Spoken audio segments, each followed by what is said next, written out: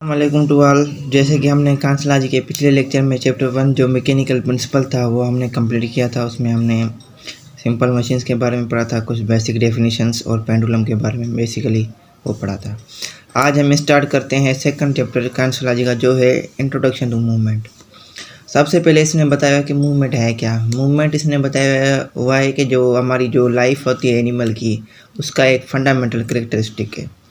इसमें क्या करता है कि जो ऑर्गेनिज्म होता है ना, वो अपने आप को अडाप्ट करता है कि अब on the basis of the demand के बेस पे वो अपने आप को अडाप्ट करता है और अपने आप को ऐसे मतलब बनाता है अकॉर्डिंग टू इन्वायरमेंट वो ज़िंदगी लिव करता है। ठीक है। अब इसमें ये बताया हुआ कि जो हमारा बॉडी है उसमें सिस्टम ऑफ लिवर्स होते हैं। मतलब कि हमारा एक सिस्टम ऑफ लिवर होते हैं जो क्या कराते हैं, जो कि हमारी वाइड वेराइटी ऑफ मूवमेंट, मतलब कि बहुत सी वाइड रेंज ऑफ मूवमेंट करवाते हैं। ठीक है। और ये हमारे स्केलेटन को एक रिजिड बॉडी फ्रेमवर्क बन जाता है हमारी बॉडी का। अब सबसे पहले है कि जब बॉडी लिवर्स, अब बॉडी लिवर्स में इसने ये बताया है कि जो बोन्स हमारी जो होंगी वो क्या बनाएंगे, आर्म्स वगैरह वो जो होंगी हमारी बोन्स जो होंगी वो लिवर के तौर काम करती हैं। और हमारी जो फलक्रम है वो हमारा कोई भी जॉइंट आ गया जिस पे मूवमेंट होनी है, और बाकी उसकी जो एफर्ट होगी वो हमारे जो होगी मसल की कॉन्ट्रैक्शन वगैरह से होती है। अब ये है कि force apply to body lever, मतलब कि जब हमारी बॉडी लिवर पे जब फोर्स अप्लाई होगा, बॉडी लिवर कौन से हो जाएंगे, हमारी बोन्स आ जाएंगी। ठीक है। अब इधर इस फोर्स के दो टाइप्स बताए हुए हैं, एक एक्सटर्नल फोर्स, एक इंटरनल फोर्स। अब एक्सटर्नल फोर्स जो होगी, जो मतलब कि हमारी आउटसाइड दी बॉडी, मतलब कि आउटसाइड दी बॉडी से जो फोर्स लग रही है उसे हम एक्सटर्नल फोर्स कैसे कहते हैं। जिसका एग्जांपल देख लो कि एक फोर्स ऑफ ग्रेविटी हो गई। ठीक है। और इसके अलावा जब फिजियोथेरापिस्ट किसी भी पेशेंट को ट्रीट करता है तो उसके ऊपर जो प्रेशर देता है अपनी हैंड से, वो कौन सी फोर्स हो जाएगी, एक्सटर्नल फोर्स हो जाएगी। मतलब कि आउटसाइड द बॉडी जो भी फोर्सेज होगी वो सारी एक्सटर्नल है। इसके बहुत सारी एग्जाम्पल्स हो सकती हैं। अब इंटरनल फोर्स वो होती है जो कि बॉडी खुद डेवलप करती है। जैसे कि जब मसल कॉन्ट्रैक्शन हो जाएगी तो फिर वो ये क्या है, ये हमारी बॉडी की मूवमेंट है, मतलब कि बॉडी खुद फोर्स डेवलप कर रही है, तो इसको हम कहेंगे इंटरनल फोर्स। ठीक है। कहता है कि जो फोर्स जो होती है उसका जो डायरेक्शन जो होगा वो क्या हमें डिटरमाइन करता है, मतलब कि जिस फोर्स डायरेक्शन में फोर्स होगी उसी डायरेक्शन में मूवमेंट होनी है, ये उसको बताया हुआ है। अब कहता है कि जो फोर्स ऑफ मसल कंट्रैक्शन होती है ना, वो अगर मसल के अटैचमेंट तक बोन से हो जाए, ठीक है, तो वो क्या बताती हैं, वो क्या करती हैं कि जो डायरेक्शन होगा उसकी पुल का वो हम उसकी मसल की पोजीशन से डिटरमाइन कर सकते हैं। मतलब कि एक मसल है, उसकी एक पोजीशन है। ठीक है। उस पोजीशन से लेके हम उसका डायरेक्शन ऑफ पुल डिटरमाइन कर सकते हैं। अब कहता है कि जो हमारी जो बॉडी में जो लिवर होते हैं वो रेयर केस में होते हैं। ठीक है। उसमें और इसमें दो से फोर्सेज अप्लाई होती हैं। ठीक है। जो कि कभी कभी एक ही डायरेक्शन में और कभी कभी अपोज फोर्सेज लग जाती हैं। ठीक है। अब ज़ाहिरी बात है, अगर दो फोर्सेज लग रही हैं, एक दूसरे डायरेक्शन में एक दूसरे डायरेक्शन में, अपोजिट फोर्स है, जिसका फोर्स का लेवल ज़्यादा होगा तो मूवमेंट उसी डायरेक्शन में होनी है। ठीक है। अब इधर है कि मूवमेंट की टाइप्स और पोस्चर। कहता है कि जब मसल इनएक्टिव हो जाते हैं, मतलब कि कोई मूवमेंट नहीं होती, तो हम एक्सटर्नल फोर्स से मूवमेंट कराते हैं, तो उसे हम कहते हैं पैसिव मूवमेंट। अब जब मूवमेंट मसल की वजह से, कंट्रैक्शन की वजह से हो रही है तो एक्टिव मूवमेंट, उसके लिए हम एक्सटर्नल फोर्स नहीं देते। ठीक है। अब इसके मतलब मसल कंट्रैक्शन के टाइप्स बताए हुए हैं। कहता है कि एक आइसोमेट्रिक कंट्रैक्शन है और एक आइसोटोनिक। आइसोमेट्रिक मतलब आइसोमेन तो सेम हो गया, मेट्रिक मीन्स लेंथ, मतलब कि जब उसकी कॉन्ट्रैक्शन हो जाए तो उसकी जो लेंथ हो वो चेंज ना हो, तो उसे हम कहते हैं आइसोमेट्रिक कंट्रैक्शन। मतलब कि इसकी जो हमारी मसल कॉन्ट्रैक्ट तो हो रहा है लेकिन उसमें टेंशन भी इंक्रीज हो रहा है, लेकिन उसका जो लेंथ है वो सेम रहती है, तो उसे हम कहेंगे आइसोमेट्रिक कंट्रैक्शन। अब आइसोटोनिक कंट्रैक्शन। आइसोटोनिक कंट्रैक्शन में ये होगा कि उसकी लेंथ तो चेंज होगी लेकिन जो मसल टोन होती है जो कि मसल की, वो हमारी चेंज नहीं होती। ठीक है। अब इसकी जो लेंथ जो होती है, जो अगर लेंथ चेंज हो गई है तो ज़ाहिरी बात है या मसल होगा या शॉर्टिन हो जाएगा या लेंथिन हो जाएगा। अब इधर है कि मसल वर्क की टाइप्स, वो मसल कंट्रैक्शन थी, मसल वर्क के हैं। अब वर्क क्या होता है, जो फोर्स और डिस्टेंस का जो होता है प्रोडक्ट होता है, जैसे कि हमने पिछले लेक्चर में ही पढ़ा था। अब इसके इधर बताए हुए स्टैटिक, कंसेंट्रिक और इसेंट्रिक, ये सारे मतलब मसल की मतलब टाइप्स ही हैं, ठीक है। इधर इसने बुक में अलग अलग हुए हैं, लेकिन हम अगर आए तो सारी लिखते हैं, ठीक है। अब स्टैटिक जो होती है, स्टैटिक में क्या होगा कि ये एक स्टैटिक जो होती है ना, ये आइसोमेट्रिक कंट्रैक्शन की टाइप हो गई, ठीक है। अब इसमें जो मसल होगा कॉन्ट्रैक्ट होगा आइसोमेट्रिकली, मतलब जैसे आइसोमेट्रिक में होता है वैसे ही होगा, पर वो क्या करता है, जो कि अपोजिंग फोर्स होगी ना उसको बैलेंस करेगा और क्या करेगा, बॉडी पे स्टेबिलिटी को मेंटेन करेगा, और इसमें कोई भी वर्क नहीं होता। ये एक हमारी कौन सी होगी, स्टैटिक मसल वर्क हो गया, ठीक है। अब है कंसेंट्रिक मसल वर्क। ये जो कंसेंट्रिक और इसेंट्रिक है ना, ये किसके टाइप्स हैं, आइसोटोनिक के, जो ऊपर जो हमने पढ़ा था। अब कंसेंट्रिक में क्या होगा, जब मसल जो होता है कॉन्ट्रैक्ट होगा आइसोटोनिकली, मतलब टोन उसकी सेम रहेगी, लेकिन इसमें क्या होगा, जो हमारी जो मसल जो होगा वो शॉर्टन हो जाएगा और मूवमेंट प्रोड्यूस करेगा। और इसमें कंसेंट्रिक में यूँ होता है कि जो उसकी जो मसल की जो अटैचमेंट्स हो जाती हैं वो सेंटर के क्लोज हो जाती हैं। ये हमारी हो गई कंसेंट्रिक मसल वर्क। अब है हमारा इस एक्सट्रेंसिक और इसेंट्रिक मसल वर्क। यह भी आइसोटोनिक कंस्ट्रक्शन की टाइप है, ठीक है। इसमें जो जब ये होगा तो इसमें लेंथनिंग, मतलब कि मसल जो होगा लेंथन हो जाएगा, और इसमें जो मसल की जो अटैचमेंट्स होती हैं ना वो हमारा जो इसकी जो सेंटर होगी बॉडी के उससे दूर जाएंगी, मतलब कि वो अपार्ट हो जाएंगी, ठीक है। ये हमारी हो गई, हमारी कौन सी हो गई, एक्सटेंसिव कंट्रैक्शन। अब इधर टॉपिक है रेंज ऑफ मसल वर्क, मतलब कि मसल जो वर्क करता है उसकी रेंज क्या है उसको हम बताएंगे। सबसे पहला कह रहा है कि एक्सटेंशन ऑफ मसल, मतलब एक्सकर्शन क्या होती है, कि या एक्सकर्शन वो होती है अमाउंट ऑफ शॉर्टनिंग और लेंथनिंग ऑफ पॉसिबल, मतलब कि जो भी मसल है उसकी अमाउंट ऑफ लेंथनिंग या शॉर्टनिंग को हम कहेंगे एक्सकर्शन कहते हैं। अब कहता है कि अब जब भी मसल कॉन्ट्रैक्ट होता है ना, अबाउट 50% मसल जो होता है वो एक्सटेंड करता है मैक्सिमम लेंथ, ठीक है। अब इधर कह रहा है कि जो हमारा जब मैक्सिमम एक्सकर्शन होगी तो उसे हम कहेंगे full range of muscle work, मतलब कि सबसे ज़्यादा से ज़्यादा जब एक्सकर्शन होगी तो उसे हम कहेंगे full range of muscle work. अब इस रेंज के टाइप्स बताए हुए हैं। सबसे पहले इनर रेंज। इनर रेंज वो रेंज होती है जब मसल जो होगा वो क्या हो जाएगा, वो near to the point at shortest position, मतलब कि जो हमारी जो शॉर्टेस्ट पोजीशन होगी उससे लेके मसल जो होता है वो अपने पॉइंट के नियर आ जाता है, तो इसको हम कहेंगे इनर रेंज। या ऐसे कह सकते हैं कि इनर रेंज को ये भी कह सकते हैं कि जब वो इनर रेंज में वो मसल जब शॉर्टेस्ट मतलब फुली शॉर्ट हो जाता है तो उसे हम इनर रेंज कहेंगे। और आउटर रेंज वो होती है जब हमारा जो मसल होगा वो क्या हो जाएगा, इस आउटर रेंज में मसल जो होता है ऑलमोस्ट जो मोस्ट फुली एक्सटेंडेड हो जाता है, इसमें फुली एक्सटेंशन होता है। इनर में वो फुली शॉर्टन हो जाएगा और आउटर में कौन से हो जाएगा, फुली एक्सटेंड हो जाएगा। और मिडल रेंज में कहता है कि ना शॉर्टन हो जाएगा और ना एक्सटेंड होता है, उसकी एक लेवल हो जाएगी। अब ये टॉपिक है कि मसल कंट्रैक्शन की स्ट्रेंथ। स्ट्रेंथ क्या होती है? स्ट्रेंथ होती है कि एक मसल की एबिलिटी जो क्या करेंगे, जो एक टेंशन को डेवलप कर सके, उसे हम कहते हैं स्ट्रेंथ ऑफ द मसल, ठीक है।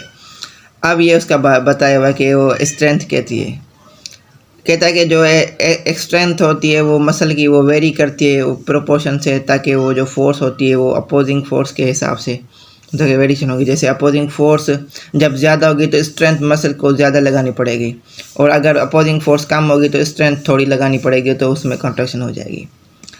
अब इधर एक टॉपिक है मोटर यूनिट। मोटर यूनिट क्या है? मोटर यूनिट होता है एक सिंगल न्यूरॉन के साथ उसके मसल फाइबर जब मतलब कि कंबाइन हो जाते हैं तो एक मोटर यूनिट बनता है। कहता है कि ये जब एक्टिविटी होता है ना तो फिर ये क्या करता है, इसके जो इंटी हॉर्न सेल्स होते हैं वो और उसके कंपोनेंट जो होते हैं वो उनको ये क्या कराता है, कॉन्ट्रैक्ट कराने की कोशिश करता है, मतलब ये उनकी कॉन्ट्रैक्शन करवाता है। इधर थोड़ी इसकी डिस्क्रिप्शन लेते हैं, लिखी हुई है कि जब मसल होता है वो मसल फाइबर से बना हुआ होता है, ठीक है। अब कहता है कि जितने ज़्यादा से ज़्यादा मोटर यूनिट होंगे तो उतनी ज़्यादा मसल की कंट्रैक्शन हो जाएगी, और जितने कम मतलब कि उसके मोटर यूनिट होंगे उससे हिसाब से उसकी मूवमेंट मसल कॉन्ट्रैक्शन की कम हो जाएगी और बॉडी मूवमेंट कम हो जाएगी।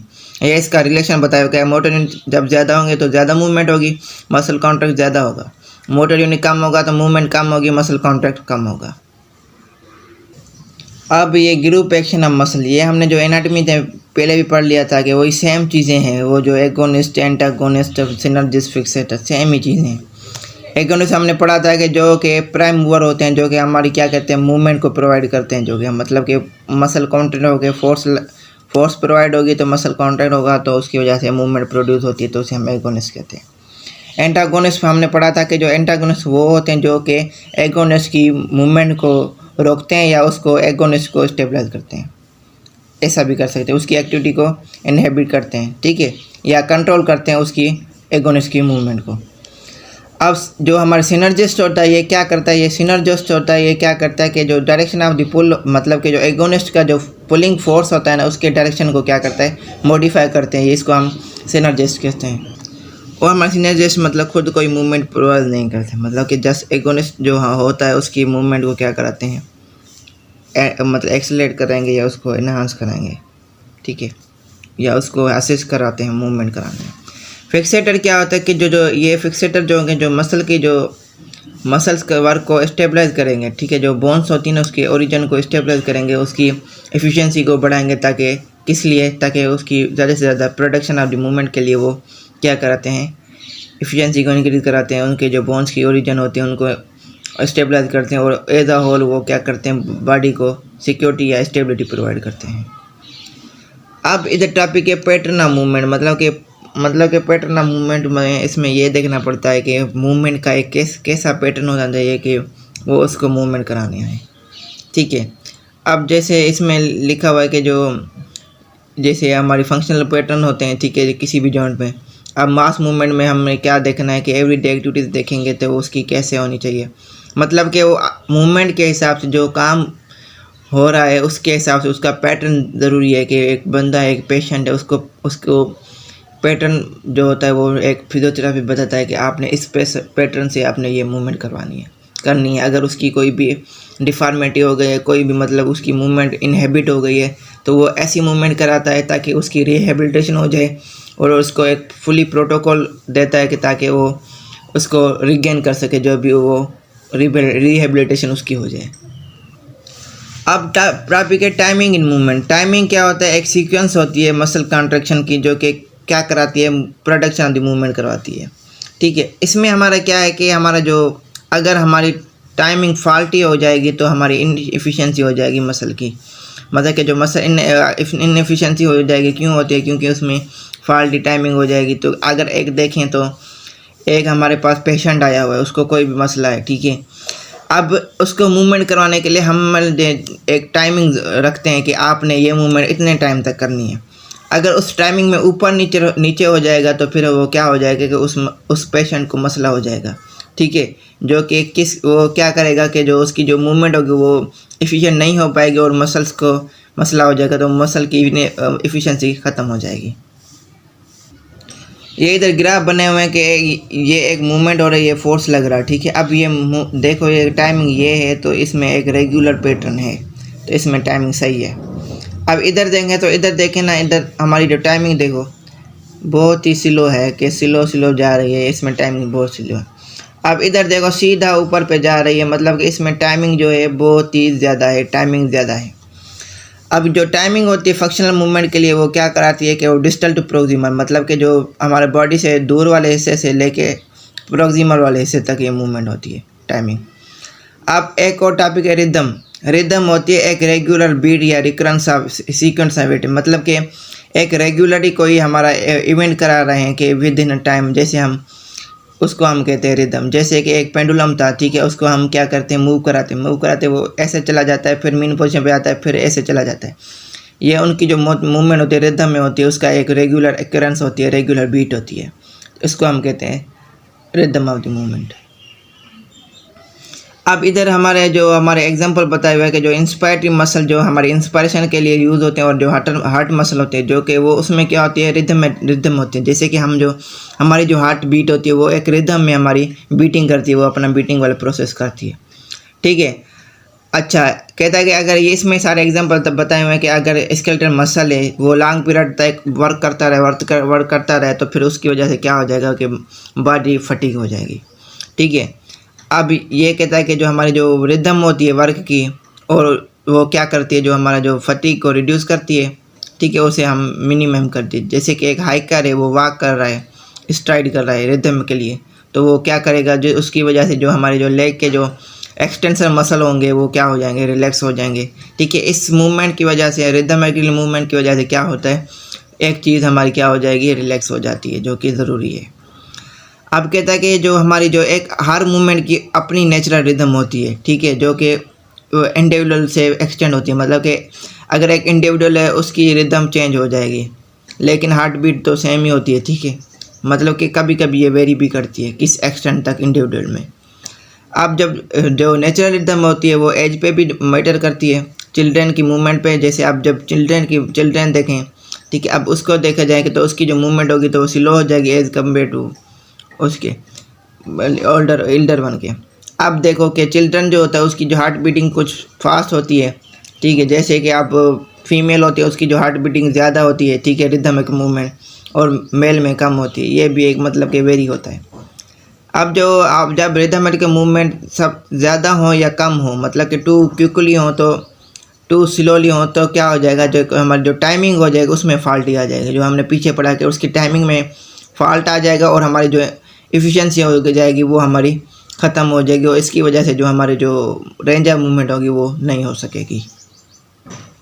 अब ये नर्वस कंट्रोल ऑफ मूवमेंट, मतलब कि नर्वस कंट्रोल इधर बताया हुआ है। अब के सब ये हमने पीछे पढ़ा था कि जो मोटर यूनिट होता है ना, वो न्यूरोमस्कुलर सिस्टम का एक फंक्शनल यूनिट है। ठीक है, जो क्या कराता है, जो कि हमारी क्या कराता है, जो कि मूवमेंट को अचीव करता है या इनिशिएट करता है अकॉर्डिंग टू द डिमांड, मतलब डिमांड के हिसाब से वो अपनी मूवमेंट करवाता है। अब कहता है कि इस मोटर यूनिट के जो मसल फाइबर्स होते हैं वो कॉन्ट्रैक्ट होंगे किसके रेस्पॉन्स में, एंटीरियर हॉर्न सेल जब एक्टिवेट होता है, जब स्टिमुलेशन देगा तो ये यूनिट मसल फाइबर कॉन्ट्रैक्ट होते हैं। अब इधर लिखा है कि जो एंटीरियर हॉर्न सेल्स के जो मतलब कि जब उनको इन्फ्लुएंस करने के लिए जो इम्पल्सेस आते हैं ना, वो मैनी सोर्सेज से आते हैं, जैसे कि सीएनएस से हो गए, other part of the body से हो गए। अब ये जो इम्पल्स होंगे या एक्साइटरी होंगे या इनहिबिटरी होंगे, या एक्साइटेशन करेंगे या इनहिबिटेशन करेंगे, मतलब किसी भी मूवमेंट को एक्साइट करेंगे मतलब उसको इन्हांस करेंगे या उस मूवमेंट को कम करेंगे। अब इस जो पैटर्न ऑफ द मूवमेंट है ना, वो क्या करती है, वो एक प्लान्ड है इन द इनिशिएटिंग एरिया। ठीक है, जो क्या करती है, जो कि हमारे जो इम्पल्स होती है उसको डिस्चार्ज करके एक इफेक्ट प्रोड्यूस करती है। अब इधर दो डेफिनेशन लिखी हुई है कि वॉलंटरी मूवमेंट और रिफ्लेक्स मूवमेंट। वॉलंटरी मूवमेंट वो होती है जिसमें हम कॉन्शियस इफर्ट हो ताकि मूवमेंट करने के लिए, इसमें मतलब कि किसी भी बंदे या बंदी की क्या हो जाएगी, कॉन्शियस इफर्ट होती है किसी भी मूवमेंट को कराने में। अब रिफ्लेक्स मूवमेंट वो होती है जो कि क्या करेगी, जो जिसमें सेंसरी स्टिमुलेशन हो जाएगी अकॉर्डिंग टू डिमांड, वो हम रिस्पॉन्स देते हैं, इसको हम रिफ्लेक्स मूवमेंट कहते हैं। इसी के साथ ये हमारा काइनेसियोलॉजी का सेकंड चैप्टर कंप्लीट होता है। उम्मीद है आपको ये लेक्चर अच्छा लगा होगा। अगर आप मेरे चैनल पर न्यू हैं तो सब्सक्राइब करना मत भूलें और जुड़े रहें हमारे साथ। अगर आप और भी लेक्चर आपको मैं इसके प्रोवाइड करता रहूँगा, एक दो लेक्चर मैं आपको कहने के और सेंड करूँगा। उसके बाद हम इंशाल्लाह ताला फिजियो के लेक्चर के लिए मतलब कि फिजियोलॉजी स्टार्ट करेंगे, उसके कुछ चैप्टर्स करेंगे। तब अपना ख्याल रखें, बाय।